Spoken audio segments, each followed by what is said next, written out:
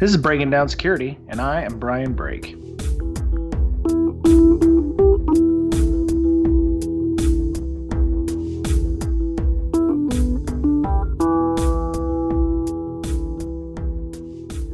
Welcome back, listener. This is Brian and Mr. Boettcher for Breaking Down Security.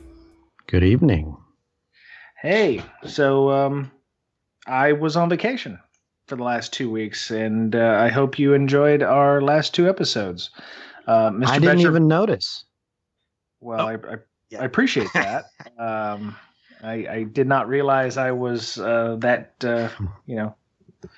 awful with the with all the audio. It was a and stuff, joke. so. It was a joke. Oh, okay. Well, yeah, I'm still getting back to it. I'm a bit fatigued and jet lagged from leaving Santiago, Chile, and coming back up. So, you've been busy too. You've had your first sale of LogMD while I was gone. I did not realize. Congratulations, sir. Thank you. Hey, you got to start somewhere, right? Yeah, that's right. So you probably can retire now and live on your island in Bali, right? For my sale, yes. Yes. No, we make it affordable for just about anybody. So well, yeah. That's nice. That's nice. So yeah, we were on vacation. We were kind of a hiatus, and that's what we usually do is we set up a buffer. So we had Ben Caudle on to talk about app logic flaws. Yes, app logic flaws, and of course Michael Goff came on again to discuss. No, I'm just kidding. He's good time, and the ISSM model podcast was excellent. I've gotten some positive feedback about the ISSM model, so we appreciate him coming on because he is a veteran in the industry. So, before we get started, I wanted to talk about Hack in the Box Amsterdam. Sebastian emailed us and said, "Hey, we'd like to be able to give something to the listeners of BreakSec, and who are we to turn down a free lunch or any kind of little perk for our listeners? So if you are a listener of the podcast and you want to go to Hack in the Box in Amsterdam, which is being held, the training is being held from 23 to 25. No, 23 and 24 May, and then there's regular talks, track and stable talks from 26 to 27 May. If you want to go to that and you check out at after you've bought your tickets, you can put the code BreakSec in and you'll get 10% off of the cost of a ticket. So that's a nice little perk for our listeners. If you want to do some training, they have that too. They have advanced LTE security, ARM exploit laboratory. That's a 3-day training. They have some 2-day trainings on hacking IoT and PowerShell for pen testers, as well as advanced web hacking. And it looks like a lot of great stuff. I don't actually know any of these people. They probably are very in the European theater. And I'd love to maybe have them on and discuss some of the training they gave. But yeah, if you're over there, or you're in the States here and you want to go to Hack in the Box, you'll save a little bit of money. So there you go. Just do BreakSec at the checkout, and you can find out information about the Amsterdam Hack in the Box at conference.hitbasInboy.org/HITB as in boy SecCon 2016 AMS. So yeah, that's how you do that. I can't imagine they need the advertising as much acceleration as Infosec has gotten over the past year or two. Yeah, no, I totally understand and agree. And you were telling me a little bit earlier about Austin B-Sides, and you were having to turn them away at the door? Yeah, apparently. I mean, fire code, they could only get 350 in the building, and they had 150 on the waiting list. So 500 people wanted to show up to B-Sides Austin. 150 couldn't. That's crazy. Wow. Yeah, and that's more than last year's 300. So in 1 year, the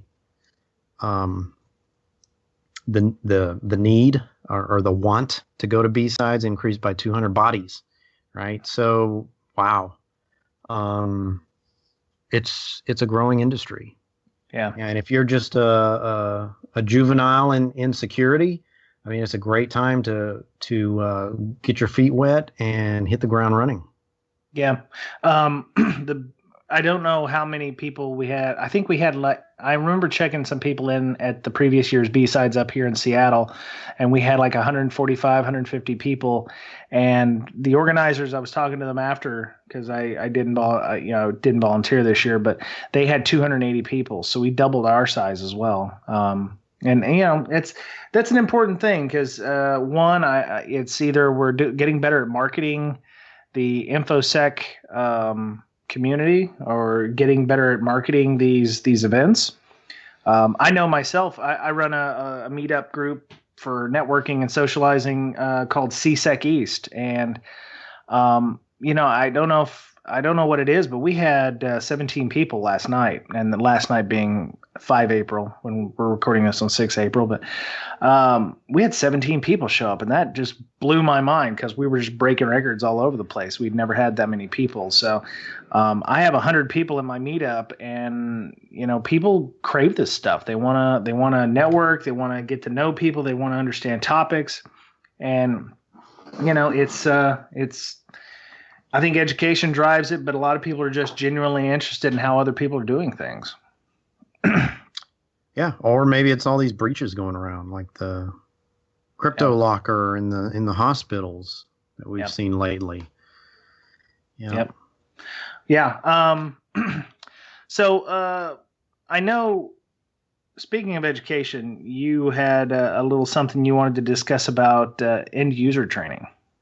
Or security awareness training. Yeah. Well, this is kind of just a free-for-all, this podcast. We don't have a big topic to talk about because you just got back. You couldn't prepare for that much unless you spent the entire vacation preparing for. No? Okay. Well, to be fair, I did do quite a bit of security stuff. I was still trying to work on my OSCP. I read the unofficial guide to SCAPI, so I was learning how to use SCAPI while I was gone. I did do some information security stuff to try to get some of the basics down, practical packet analysis to understand some Wireshark stuff. So I was working on some things for my OSCP. Yeah, that's a lot of work, and good luck with that, man. That's going to be tough. Going to be tough. But speaking of, well, I know, and it's going to be a long and drawn out process, which I'm still dying because of the some of the concepts and topics are kind of foreign to me. So, speaking of end user training, what's your problem? What's your beef with security awareness or end user training?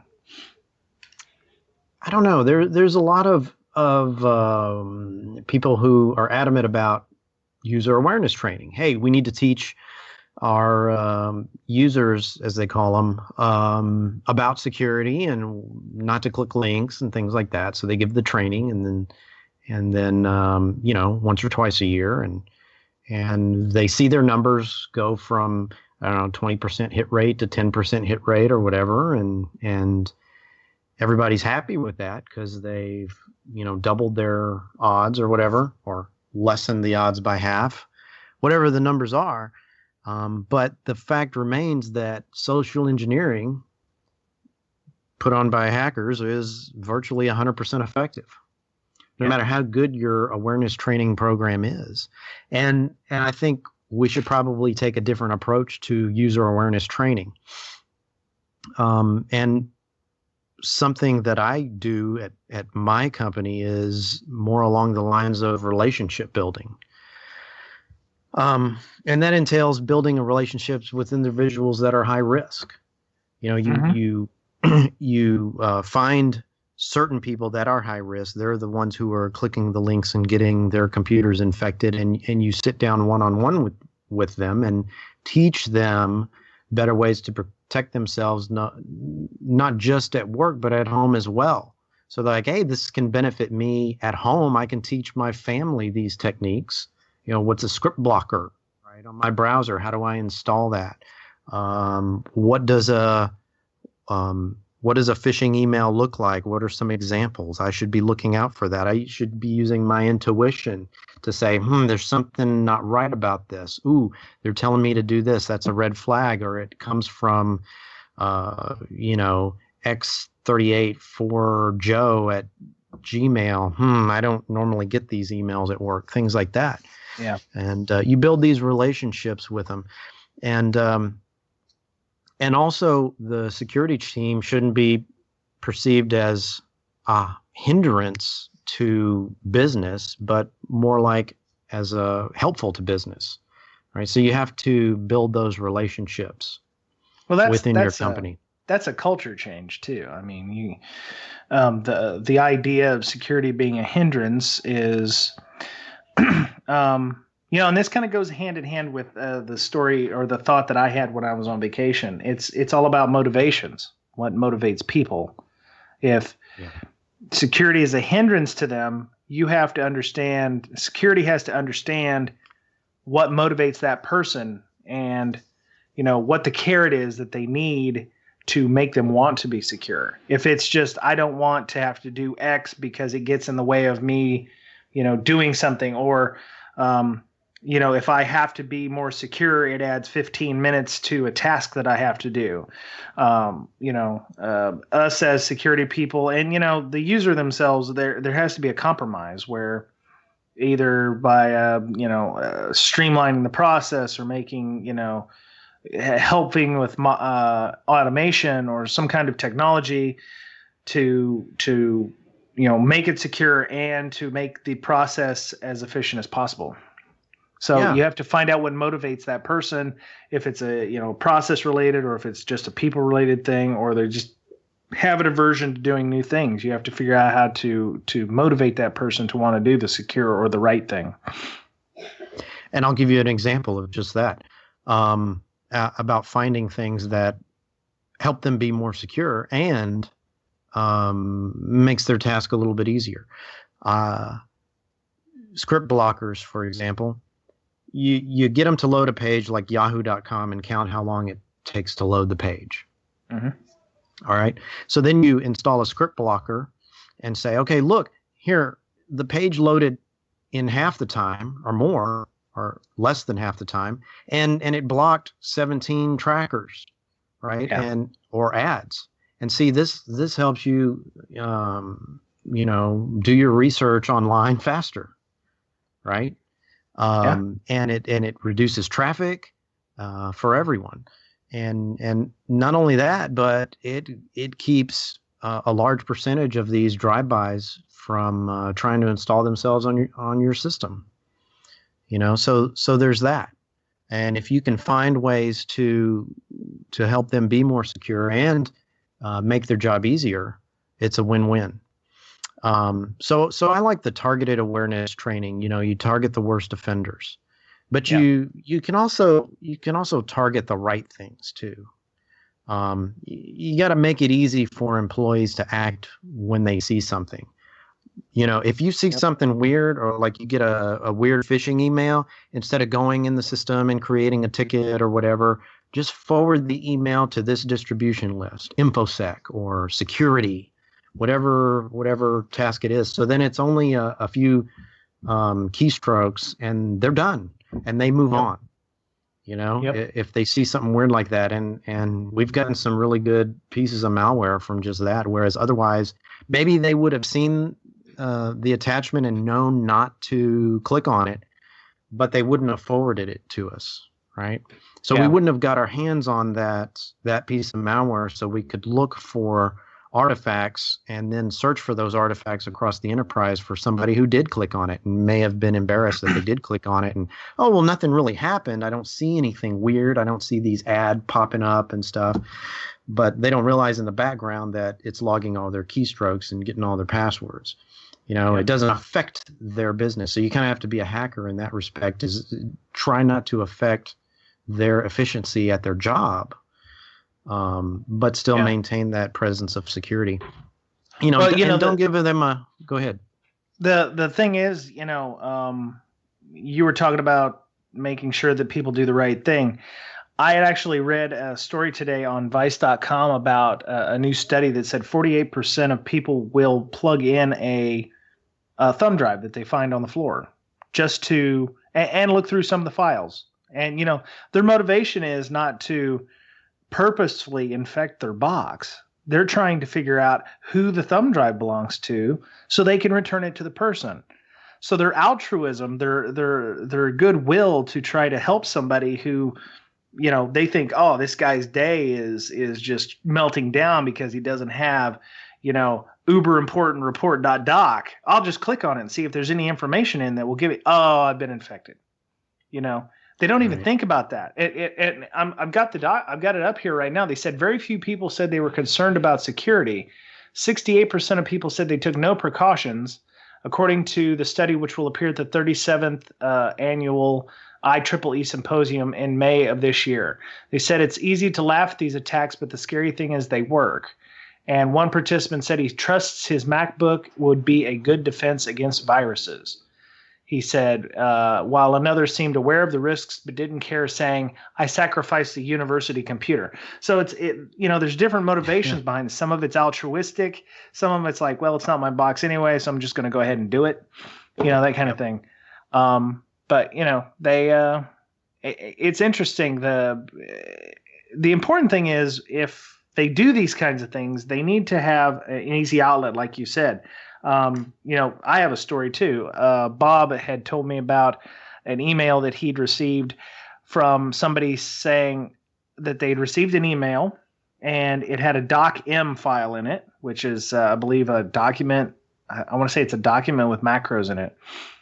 And this person had said, oh yeah, it looks empty because it's only 77K. I can open this, right? And thankfully, well, I don't know if they actually didn't open it or not, but they had the wherewithal to report it to Bob and his team to find out if it was actually, a bad thing. And come to find out, it was a generic Dridex attack if the person had actually opened it, and it would have made Bob's day very, very unhappy and very, very bad. So, I think that was a win because somebody actually did ask before opening it. A lot of people probably wouldn't do so, but I have, I think you also need to make sure that if you're going to, if you want your users to do something, you have to make sure that they're not going to get chastised if they even did so. You don't want to use the stick. You want to use, even if they did click on the link and they infected their box, you want to use it as a learning experience so that they will remember that in the future. I think that's the important thing to remember.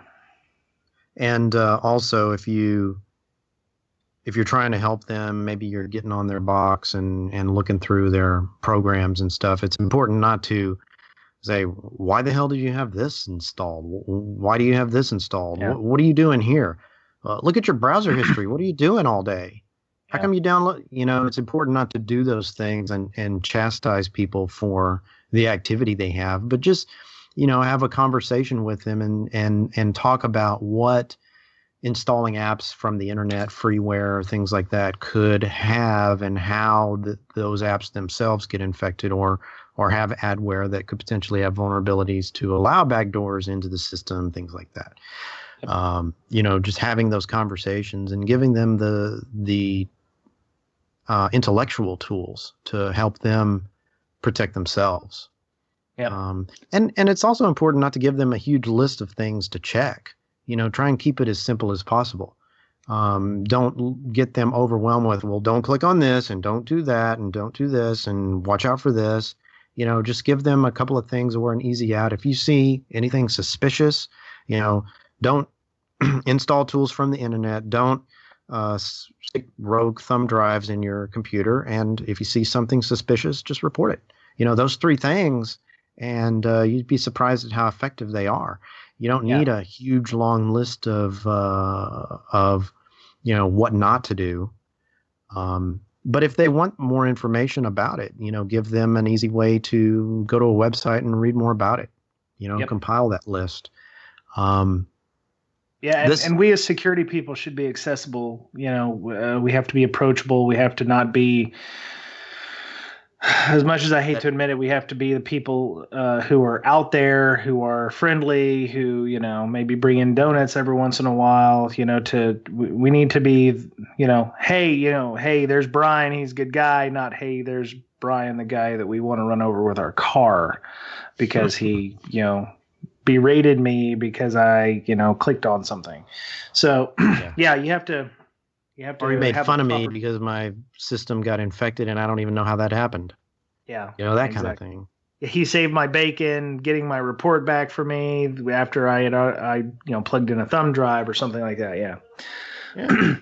And go ahead. I just the idea behind this, while you're not covering every angle like you would just doing a mass training and trying to train everybody, you're just targeting specific individuals and targeting the right things. It means you have to be good at detection as well. Like if you do have somebody that you didn't know was a high risk or you didn't know exhibited certain behavior and they do something that gets them infected, you have to have your good detection implemented. Yep. Right. Yep. And the funny thing is I actually would see, and this is kind of an irony thing, but I would consider InfoSec people or your IT people to be your highest risk people, and not because of where they're sitting in the organization. There's some, I don't know, you worry about ego, but it's like, you sit at a computer and you're like, oh, I know what I'm doing. I'm an information security professional. I'm just going to go ahead and, I can do this. You have to think about, yourself also as being you have to self-police yourself as well. You can't just assume that it's going to be Bob from accounting who's going to click on that link.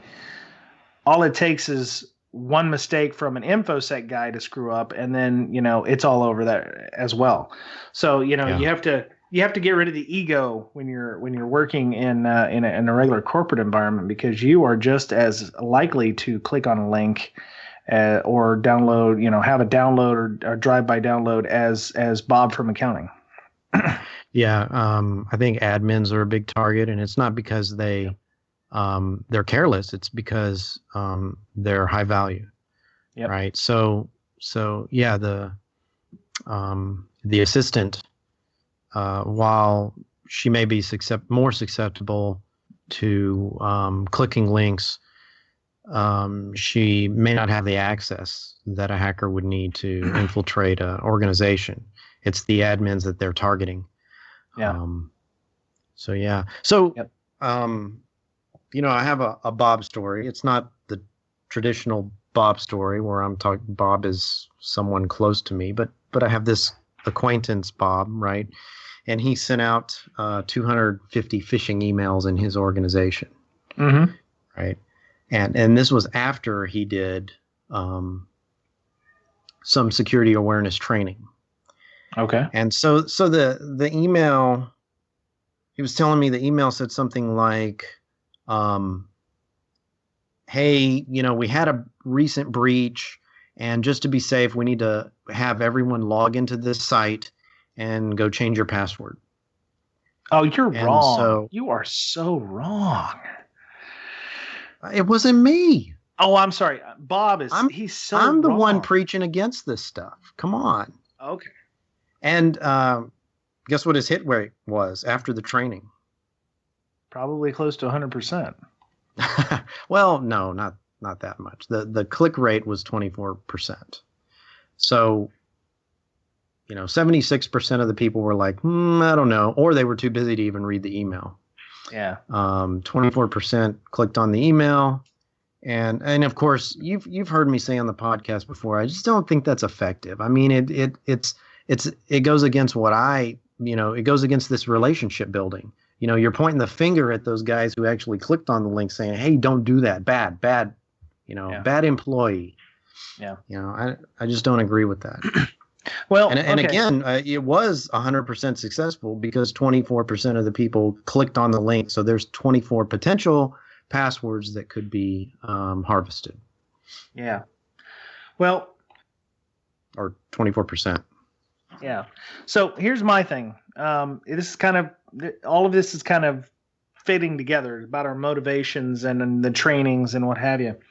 I was on vacation as I mentioned earlier, and for 2 weeks I was on a cruise ship, the MS Zondam. I think it's the MS Zondam. Anyway, it's a Holland America ship, and we'd go to various ports of call. We went to Buenos Aires, we went to Montevideo, we went to the Falklands, we went to Ushuaia, and a bunch of stuff in Chile, and we ended up in Santiago before we flew home. And we were at the end of our cruise, and we were sitting in the Santiago airport, which, for those of you who don't know, Santiago is actually St. James. I did not know that. That's the name of the patron saint is St. James or Santiago. Santiago. A little bit of trivia. So I'm sitting at the airport, and we've done this cruise the whole time, and for the most part, everybody they know some broken English. Like most ignorant Americans, I know very little about a second language. I can speak a little bit of Spanish. I can muddle through. So we're sitting in the Santiago airport in this cafe because we had a few hours to waste, and we ordered food, and I'm sitting there, and as I'm trying to explain what I want to the waiter, I get an epiphany about the Infosec industry and how we talk to our customers, or how we talk to management or whatever. Each of the various groups speak a different language. If you're a manager, you speak in terms of, certain topics, certain terminology, and things like Projects. that. Yeah, projects. As a user of information systems, you have different motivations, or your language is a little different. Information security folks have their own different language that. The point I'm trying to make is none of these groups are really what I would call bilingual or trilingual, where they get to where they can speak the language of the manager or speak the language of the user. And we think that the way we're talking to a specific group is good. Now, some of the people I was traveling with, and they don't listen to the podcast, I don't think, thought that only by raising your voice and making yourself louder, instead of saying, I would like, pointing at the menu and going, I would like uno Coca-Cola, por favor, or whatever. They'd be like, I would like a Coke, please. And he's like, okay. And, so they thought that speaking louder in the same language was going to make them somehow more decipherable or more likely to be understood by the waitress. And right. I think we do that a lot in InfoSec. We tend to decide that yelling, instead of trying to figure out what the motivations or the language of management is what we need to be doing instead. So I found that quite interesting as kind of like a little epiphany that came up. Speaking the language of the user, or speaking the language of the management or the vendor, or and I think that's where like salespeople and business development folks are. They kind of have us at a disadvantage because they can, in some cases, understand the language of management, often to the detriment of InfoSec. So. That's where I was getting the idea from. The motivations. We have to understand the motivations so that we can help them. We can speak the language of the user by understanding their motivations and their actions. We can, we get a better experience that way. So we have to become bilingual or even trilingual in many cases. It's like you have to understand, or you have to get them to tell you what their goals are. Mm-hmm. Like, okay, I have to do these projects and I have these deadlines and here's how I'm going to do it. And you have to say, okay, so what are you trying to accomplish day to day? What are you trying to accomplish long term? And then figure out a way to talk to them about their project and how security can help them with that. Right. Yeah. So then you're speaking their language. Yeah. Well, I think that's how training fails. We expect, us as InfoSec people, we know not to click on links. We know not to, we know to use a pop-up blocker. We know to use these things because they will make us more secure. But when we tell users to do it, we just say, okay, you need to install Firefox and do this because it will make you, keep you from having drive-by downloads or whatever. And, you've got your user saying, okay, why do we, why do I need to do this? Why does it make me feel better? And, really our only hope is to either spread FUD, or, we don't know how to articulate how we should be secure in a way that will, make the user want to. We don't motivate like we should. And then the next thing we do is we use FUD like, well, the target breach was caused by blah, blah, blah. And the target breach, right. We don't want to do this because this bad thing will happen. That may not necessarily occur, but we use it as like a scare tactic to, we use the stick instead of the carrot, or, instead of trying to speak the language that would motivate a user, we use the stick. Yeah. So, a lot of this is kind of, building, around each other, the training, being able to help a user understand why they need to do certain things, what motivates them. I think it's, it all kinds of fits together in some way. So, well, what else you want to talk about? Well, you know what? As we were talking earlier, I remembered the thing I wanted to discuss. So a couple weeks ago, we had been called on talking about application logic flaws. And just today, there was a story, it's 6 April 2016, if you're listening. There was a vulnerability in the Domino's Pizza Tracker app. And a security researcher found it. His name is Paul Price. Sorry about that. One of the things you'll find if you go on a 14-day cruise is you will get a cold. And it's not just because of the ship. It's you're out in all kinds of weather and everything. And it was like 60 degrees outside, about 15 C out, 16 C. So this security consultant, Paul Price, had been craving pizza one night, and he fired up his app on his Android phone and found that the code for Domino's app was generating. It was a server-side code, but used an API call.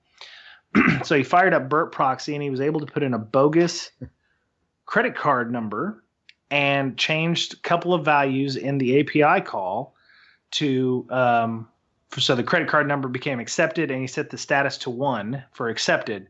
So he was able to get a free pizza without paying for it.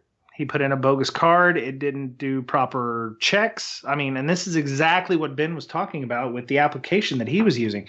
They didn't bother to look at the API and find out, well, what happens if I put in a bogus credit card number and then change these things? Who's going to do that? Well, obviously this guy did. The only good thing is he felt guilty about it and ended up paying for the pizza anyway. And then he I guess he reported it to Domino's, and Domino's has now fixed the bugs, but it could have gone so much worse for him. If they decided they wanted to be, lawyering up, or they wanted to get him for something, because technically he frauded the company. I mean, until he decided to pay for the pizza. So, but that's just an example of an application logic flaw where you've got an API that, checks or doesn't check for the proper credit card number, and you can automatically change the attribute values in the API to accepted and status of 1. So, but yeah, it was a kind of an interesting thing there I saw today. Yeah, it does check, but then it doesn't matter if it's checks it correctly. I mean, if it checks it as valid or invalid, you just bypass that check by saying, "Hey, accept."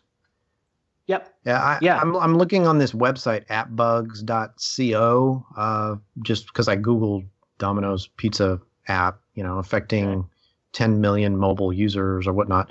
So there's quite a few mobile app bugs. You've got couple, Match.com, ESPN, Walmart, Pizza Hut.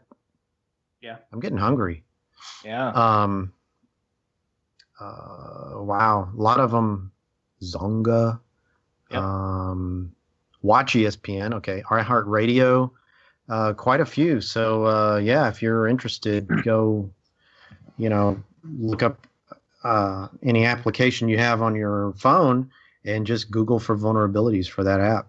Yeah. His thing was, he said the Pizza Tracker app was processing payments client side via a payment gateway where traffic could be meddled with, as opposed to payments processing being safely tucked away on the server side outside of view, which makes perfect sense. All that processing, everything should be done on the back end and not inside the app, because that can be messed with, as he's shown by starting up Burp Proxy and being able to intercept the requests. So yeah, that's classic. Never trust the client side. That's right. Always do the back end processing server side. That's sensitive. Mm-hmm. Yep. So yeah, I just remembered that today and wanted to mention that that came up. So yeah, you can hear all about Ben, application logic flaws. Ben Cottle actually mentioned one that he had found and had reported himself that it was an anonymizing flaw. So you can go back and listen to that one. So I got a lot of good feedback though. People are enjoying the podcast in the Seattle area here. Many of them were surprised that we were landing the types of interviews that we were landing. So, and I got a couple of ideas for upcoming podcasts from some people. So they're big fans. That's cool. Yeah. So, you know what? I think that's it for this week. We will hopefully have an interview next week with somebody about an update to a major framework. Oh, Fiddling with something here. So I'm intrigued. Yeah. So, Mr. Boettcher, please tell people how they can get a hold of you on Twitter.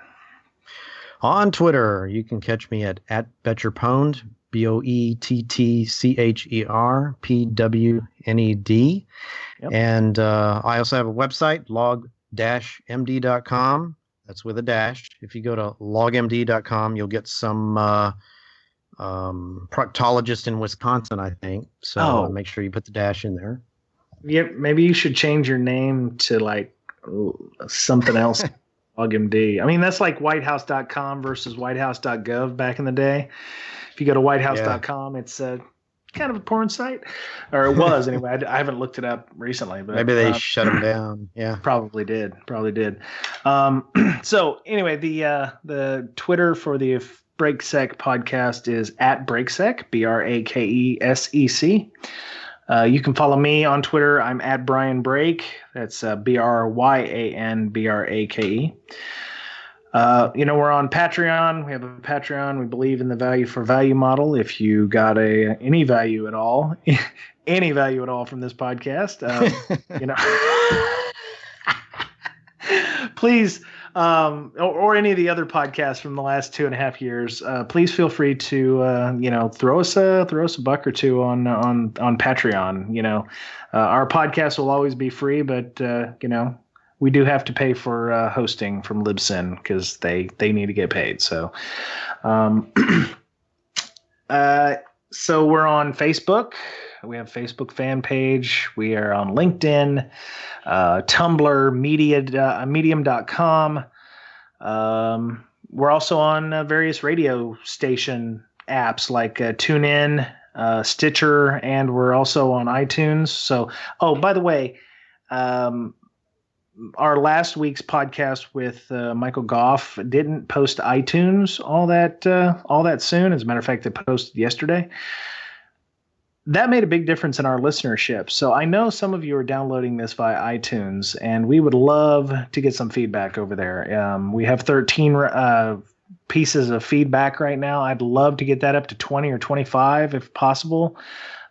Just a quick line saying, hey, we're either the best podcast you've ever heard, or, give us some real feedback. We'd appreciate that. So plus, we're fighting against defensive sec here. They're just really, cracking our nads here. So, we'd really like it to, maybe be able to go up in the rankings there in iTunes. So, well, Mr. Boettcher, do you have anything else you'd like to add? Well, I've got a few things, but we've already drawn down to a close, so I'll bring them up next time. What? Okay. Yeah. Well, all right. We'll bring them up next week then. That's a teaser. Forget. Oh, yeah. Come back for more of what Mr. Boettcher wants to talk about. Yeah. So, that, I guess that was it for this week then. So, everyone have a great week, and we'll talk to you soon. Bye-bye.